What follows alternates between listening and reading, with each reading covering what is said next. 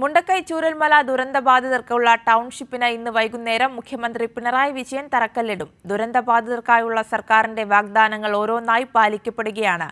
വാടക വീടുകളിൽ നിന്നും അവർ സ്വന്തം വീടുകളിലേക്ക് മാറാനുള്ള തയ്യാറെടുപ്പിലാണ്. ജോഷില വയനാട്ടിൽ നിന്ന് വിവരങ്ങളുമായി ചേരുന്നുണ്ട്. ജോഷില, ദുരന്തമുണ്ടായ ആ സമയം മുതൽ വയനാടിനായി കൈകോർക്കുകയാണ് കേരളവും സംസ്ഥാന സർക്കാരും. അത് വളരെ മികച്ച രീതിയിൽ അതിവേഗം പുനരധിവാസം എന്ന രീതിയിലുള്ള നടപടികൾ ഇപ്പോഴും തുടർന്നുകൊണ്ടിരിക്കുകയാണ്. അതിനുള്ള ഏറ്റവും വലിയ ഉദാഹരണമാണ് ഇന്നത്തെ ഈ ദിവസം. വയനാടിനെ സംബന്ധിച്ച് സ്വപ്ന സാക്ഷാത്കാരമാകുന്ന ഒരു ദിവസമാണ് ഇന്ന്. പുനരധിവാസത്തിനായി നിർമ്മിച്ച ടൗൺഷിപ്പിന്റെ തറക്കല്ലിടൽ ഇന്ന് വൈകുന്നേരം 4 മണിക്ക് മുഖ്യമന്ത്രി പിണറായി വിജയൻ നിർവഹിക്കും. എല്ലാ രീതിയിലും വയനാടിനെ ചേർത്തു നിർത്തുന്ന ഒരു കാഴ്ചയാണ് ഇന്ന് ഈ നിമിഷം വരെ കാണാൻ സാധിച്ചത്. ദുരന്തമുണ്ടായി ആ നിമിഷം മുതൽ തുടരുന്ന കേന്ദ്ര അവഗണനയ്ക്കിടയിലും അതൊന്നും തന്നെ ബാധിക്കാത്ത രീതിയിൽ അതിവേഗം വളരെ വേഗത്തിലുള്ള പുനരധിവാസ നടപടികളുമായിട്ടായിരുന്നു സംസ്ഥാന സർക്കാർ ഈ നിമിഷം വരെ മുന്നോട്ടു പോയത്.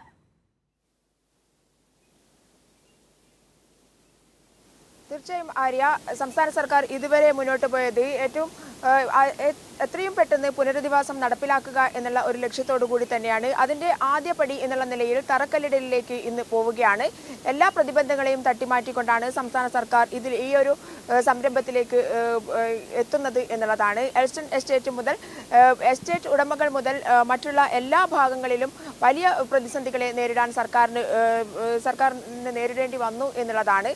കോടതിയിൽ എത്രയും പെട്ടെന്ന് കേസ് ഒത്തുതീർപ്പാക്കാൻ കഴിഞ്ഞു. എൽസ്റ്റൺ എസ്റ്റേറ്റിലെ തൊഴിലാളികൾക്ക് ഇന്നലെ ഉച്ചയോടുകൂടി നടന്ന യോഗത്തിന് ശേഷം 6 കോടിയധികം രൂപ ചെലവഴിക്കാൻ അവർക്ക് വേണ്ടി, അവരുടെ ആനുകൂല്യങ്ങൾക്ക് വേണ്ടി ചെലവഴിക്കാനുള്ള തീരുമാനത്തിലേക്ക് മാനേജ്മെന്റുമായി നടത്തിയ ചർച്ചയിൽ എത്തിച്ചേർന്നു എന്നുള്ളതാണ്. ഇത്തരത്തിൽ എല്ലാ പ്രതിസന്ധികളെയും എല്ലാ പ്രതിബന്ധങ്ങളെയും തട്ടിമാറ്റിക്കൊണ്ടാണ് സംസ്ഥാന സർക്കാർ ഇത്തരത്തിൽ ഒരു തറക്കല്ലിടൽ ചടങ്ങിലേക്ക് മാറുന്നത് അല്ലെങ്കിൽ നടന്നെടുക്കുന്നത് എന്നുള്ളതാണ് ഏറ്റവും അഭിമാനകരമായ കാര്യം. മറ്റൊരു കാര്യം, സംസ്ഥാന സർക്കാരിന്റെ ഈ ഒരു സംരംഭമല്ലാതെ മറ്റൊരു രീതിയിലും സംസ്ഥാന സർക്കാരിന് കേരളത്തിലെ ജനങ്ങളും കേരളത്തിലെ മലയാളിയെ സ്നേഹിക്കുന്ന ആളുകളും അല്ലാതെ മറ്റൊരു രീതിയിലുമുള്ള സഹായ സഹകരണങ്ങൾ സംസ്ഥാന സർക്കാരിന് ഇതുവരെ ലഭിച്ചില്ല എന്നുള്ളതാണ്. കേന്ദ്രത്തിന്റെ ഒരു ഫണ്ട് പോലും ദുരിതാശ്വാസ നിധി എന്നുള്ള രീതിയിൽ അല്ലെ ദുരിതാശ്വാസ പ്രവർത്തനം എന്നുള്ള രീതിയിൽ ഇതുവരെ ലഭിച്ചില്ല എന്നുള്ളതാണ്.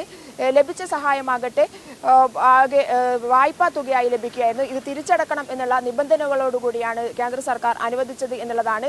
സ്ഥലം MP ആയ പ്രിയങ്ക വാദ്ര പോലും ഒരു നയാ പൈസ ഈ ഒരു ദുരിതബാധിതർക്കായി ചെലവഴിക്കാൻ തയ്യാറായില്ല എന്നുള്ളതാണ്. സ്ഥലം MLA പോലും അതിനെക്കുറിച്ചോ ഒന്നും മിണ്ടാതെ, MP ഫണ്ടിനെ കുറിച്ചോ അതല്ല കേന്ദ്ര സർക്കാർ ഫണ്ടിനെ കുറിച്ചോ ഒന്നും മിണ്ടാതെ സംസ്ഥാന സർക്കാരിനെതിരെ ദുരന്തത്തിലായ ജനങ്ങളെ തെറ്റിദ്ധരിപ്പിച്ചുകൊണ്ട് സമരം നടത്താൻ വേണ്ടി പോയി എന്നുള്ളതാണ് മറ്റൊരു കാര്യം. ഇത്തരത്തിൽ മറ്റ് പ്രതിപക്ഷത്തിന്റെ ഭാഗത്തു നിന്നും യാതൊരു തരത്തിലുള്ള സഹായ സഹകരണങ്ങളും ലഭിക്കാതെയാണ് 64 ഹെക്ടർ ഭൂമിയോളം സർക്കാർ ഏറ്റെടുത്തുകൊണ്ട് എൽസ്റ്റൺ എസ്റ്റേറ്റിൽ ഇന്ന് ടൗൺഷിപ്പിന് തറക്കല്ലിടാൻ പോകുന്നത്. ഏകദേശം 6 മാസം കൊണ്ട് ഇവരെ പുനരധിവസിപ്പിക്കാം, ദുരന്തബാധിതരെ പുനരധിവസിപ്പിക്കാം എന്നുള്ള ലക്ഷ്യത്തോടു കൂടി തന്നെയാണ് സർക്കാർ മുന്നോട്ട് പോകുന്നത്. അവർക്ക് നേരത്തെ എങ്ങനെയാണോ കഴിഞ്ഞിരുന്നത് അതിലും മികച്ച രീതിയിലുള്ള ഒരു ജീവിത സൗകര്യം ഏർപ്പെടുത്തുക എന്നുള്ളത് തന്നെയാണ് സംസ്ഥാന സർക്കാരിന്റെ ലക്ഷ്യം. ഇപ്പോൾ തുടക്കത്തിൽ 7 സെന്റ് സ്ഥലവും 1 നില കെട്ടിടവും ഇനി ഭാവിയിൽ അവർക്ക് പടുത്തുയർത്താൻ 2 നിലയായി ഉയർത്താൻ പറ്റുമെങ്കിൽ അത്തരത്തിലുള്ള അടിത്തറയോടുകൂടിയ 1 നില കെട്ടിടമാണ് ഉയർത്തുന്നത്. മാത്രമല്ല ഈ ഒരു ടൗൺഷിപ്പോടു കൂടി തന്നെ ആധുനിക സൗകര്യമുള്ള അംഗനവാടി, ഹെൽത്ത് സെന്ററുകൾ, ഇത്തരത്തിൽ എല്ലാ സൗകര്യങ്ങളോടും കൂടി കുറച്ച് പ്രായമായ ആളുകൾ ഈ ഒരു ടൗൺഷിപ്പിലേക്ക് മാറുന്നുണ്ട് എന്നുള്ളതാണ്. അതുകൊണ്ട് തന്നെ അവർക്ക് പുറത്തു പോകാൻ അല്ലെങ്കിൽ അസൗകര്യമുള്ളവർക്ക് അവിടെ തന്നെ എല്ലാ സൗകര്യങ്ങളും ഒരുക്കിക്കൊണ്ടുള്ള ടൗൺഷിപ്പാണ്, ഏറ്റവും അത്യന്താധുനിക സൗകര്യങ്ങളോടുകൂടിയ ടൗൺഷിപ്പാണ് സർക്കാർ ഇവിടെ നടപ്പിലാക്കാൻ പോകുന്നു എന്നുള്ളതാണ്. ഇന്ന് വൈകുന്നേരം 4 മണിയോടുകൂടി ഇവരുടെ സ്വപ്ന വീടിന് തറക്കല്ലിടും എന്നുള്ളതാണ് ഏറ്റവും പ്രധാനപ്പെട്ട കാര്യം. മുഖ്യമന്ത്രി പിണറായി വിജയൻ നേരിട്ടെത്തിയാണ് ടൗൺഷിപ്പിന് തറക്കല്ലിടുക. ആര്യ, തീർച്ചയായും തുടക്കം മുതൽ തന്നെ ദുരന്തബാധിതരുടെ ഓരോ ആവശ്യങ്ങളും അറിഞ്ഞ് അവരുടെ പ്രശ്നങ്ങൾ കേട്ടുകൊണ്ടായിരുന്നു സംസ്ഥാന സർക്കാർ ഈ നിമിഷം വരെ മുന്നോട്ട് പോയത്. ആ രീതിയിലുള്ള ഏറ്റവും മനോഹരമായ കാഴ്ചയ്ക്കാണ് ഇന്ന് വയനാട് മണ്ണ് സാക്ഷിയാവുന്നത്. ഒപ്പം ഈ ദിവസം എടുത്തു പറയേണ്ട മറ്റൊരു കാര്യം കൂടിയുണ്ട് ജോഷില. ഈ ദുരന്തമുണ്ടായ ആ സമയം മുതൽ വയനാട്ടിലെ ജനങ്ങൾക്കൊപ്പം DYFI എന്ന യുവജന സംഘടന ഉണ്ടായിരുന്നു. തുടക്കത്തിൽ 25 വീടുകൾ വയനാടിനായി നിർമ്മിച്ചു നൽകുമെന്ന് അവർ ഉറപ്പു നൽകിയിരുന്നു. എന്നാൽ പിന്നീട് അത് 100 വീടുകളായി ഉയർത്തുന്ന ഒരു മനോഹരമായ കാഴ്ച കൂടി നമ്മൾ കാണുകയുണ്ടായി.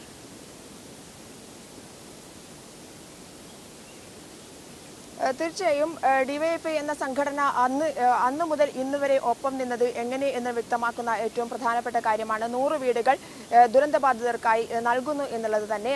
മാത്രമല്ല അന്ന് നമുക്കറിയാം ആ ഒരു ദുരന്ത ഭൂമിയിൽ ഡിവൈഎഫ്ഐ എങ്ങനെയൊക്കെയാണ് പ്രവർത്തിച്ചത്, ഡിവൈഎഫ്ഐ വളണ്ടിയർമാർ എങ്ങനെയൊക്കെയാണ് പ്രവർത്തിച്ചതെന്ന് ദുരന്ത ഭൂമിയിൽ നിന്നും രക്ഷപ്പെട്ടു വന്നവർ തന്നെ പറഞ്ഞ ഒരു കാര്യമുണ്ട്.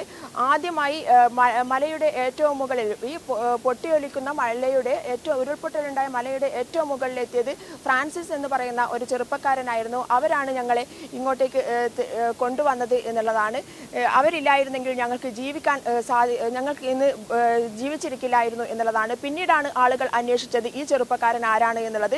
അപ്പോഴാണ് അറിയുന്നത് ഡിവൈഎഫ്ഐയുടെ ജില്ലാ സെക്രട്ടറി, ഇപ്പോൾ ഡിവൈഎഫ്ഐയുടെ ജില്ലാ സെക്രട്ടറി, നേരത്തെ ജില്ലാ പ്രസിഡന്റ് ആയിരുന്ന ഫ്രാൻസിസ് ആയിരുന്നു അത് എന്നുള്ളതാണ്. ആ പുലർച്ചെ തന്നെ ആ ഉരുൾപൊട്ടലുണ്ടായ സമയത്തിന് ഏതാനും സമയത്തിനകം തന്നെ ഈ ഒരു ദുരന്ത ഭൂമിയിലേക്ക് എത്തിച്ചേരാൻ ഫ്രാൻസിസിനും സംഘത്തിനും കഴിഞ്ഞു എന്നുള്ളത് തന്നെ എത്രയോ പേരെ അന്ന് ആ ഒരു മലമുകളിൽ നിന്ന് ഒരുപാട് പേരെ രക്ഷിക്കാൻ ആ ഒരു സംഘത്തിന് കഴിഞ്ഞു എന്നുള്ളത് തന്നെ വലിയ ഒരു കാര്യമായിരുന്നു. അന്ന് ഡിവൈഎഫ്ഐ പ്രവർത്തനത്തിന്റെ ഭാഗം എന്നുള്ള നിലയിൽ മാത്രമല്ല, മനുഷ്യത്വത്തിന്റെ ഏറ്റവും വലിയ പൂർണ്ണരൂപം എന്നുള്ള രീതിയിലായിരിക്കാം ഒരുപക്ഷെ അവർ ആ സ്വന്തം ജീവൻ പോലും അവഗണിച്ചുകൊണ്ട് പൊട്ടിയൊലിക്കുന്ന മലയുടെ മുകളിലേക്ക് എത്തിച്ചേർന്നത് എന്നുള്ളതാണ്. ആ ഒരു ത്യാഗസന്നദ്ധത തന്നെയാണ് ഇപ്പോൾ അവസാനമായി ഡിവൈഎഫ്ഐ അവരോടൊപ്പം നിൽക്കുന്നത് എന്നുള്ളത്. അന്നു മുതൽ ഇന്ന് വരെ എല്ലാ പ്രവർത്തനങ്ങളും ക്യാമ്പുകളിലായാലും ഏത് ദുരന്ത ഭൂമിയിലായാലും എല്ലാ പ്രവർത്തനങ്ങളിലും ഡിവൈഎഫ്ഐ പ്രവർത്തകരും നേതാക്കളും അവരുടെ കൂടെയുണ്ടായിരുന്നു, ആ ദുരന്തബാധിതരുടെ കൂടെയുണ്ടായിരുന്നു. ഇന്ന് ഏറ്റവും അവസാനമായി 25 വീടുകൾ എന്നുള്ളത് 100 വീടുകളാക്കി മാറ്റാനും അത്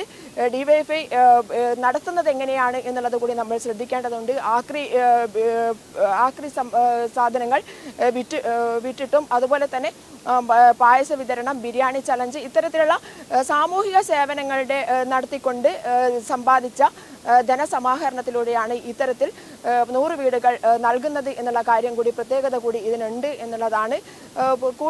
ഇവരോടൊപ്പം അന്നും ഇന്നും ചേർന്ന് നിന്ന സംഘടന ഇനി അവസാന നിമിഷങ്ങളിലും ഇവരോടൊപ്പം തന്നെ നിൽക്കാൻ പോകുന്നു എന്നുള്ളത്. ശരി, എന്തായാലും ദുരന്തബാധിതർക്കായുള്ള ടൗൺഷിപ്പിന്റെ തറക്കല്ലിടൽ ഇന്ന് നടക്കും. സർക്കാരിന്റെ വാഗ്ദാനങ്ങൾ അങ്ങനെ ഓരോന്നായി പാലിക്കപ്പെടുകയാണ്. വാടക വീടുകളിൽ നിന്നും അവർ സ്വന്തം വീടുകളിലേക്ക് മാറാനുള്ള തയ്യാറെടുപ്പിലാണ്. ജോഷിലയാണ് വയനാട്ടിൽ നിന്ന് വിവരങ്ങൾ നൽകിയത്.